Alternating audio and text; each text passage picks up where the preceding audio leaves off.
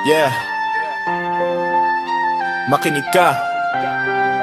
Ito ang tinig ng masa sa lansangan ni Sinilang. Katotohanan ng pasa. Yeah, yeah, hey! Galing sa kanto, pawis ang puhunan, boses ng mahirap, ayaw ng tapakakan sa dilim ng gabi. Pag-asa ang ilaw kung may pangarap ka, hindi ka bibitaw sa bawat sigaw ng bayan. May kwento ng gutom, may luha sa mata, pero di sumusuko. Kahit ilang beses kaming nadapa, babangon pa rin kahit mag-isa ka pa. Kay Duterte kami naman, ang inyong tinig ay pakinggan.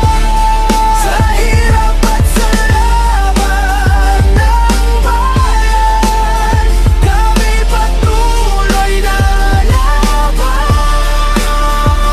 Hindi perpekto, pero totoo ang hangarin. Gusto lang ng hustisya, hindi palakasan. Sa bawat bala ng salita sa balita, may buhay na apektado, di lang basta numero sa lista. Kung galit ang sistema, tapang ang sagot, di takot sa gulo kung tama ang tuhod. Ito ang henerasyong mulat na di man pare para paro, iisang agad na.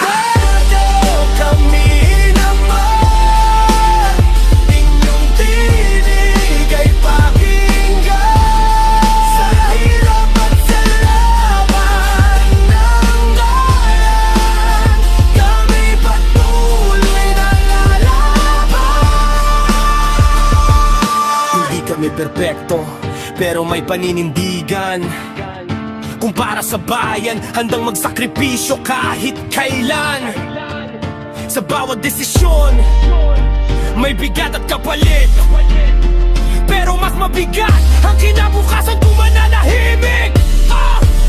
Kaya kedo kami, hawak ang mic, hindi armas, salita ang bala. Katotohanan ang lakas kung may mali, handa ang itama. Kung may tama, ipaglalaban hanggang dulo ng drama. Di kami bulag, di rin pinggit, pero marunong makinig sa sigaw ng paligid. Sa gitna ng ingay, hanap ay direksyon. Bayan muna, bago sariling ambisyon. Kay Duterte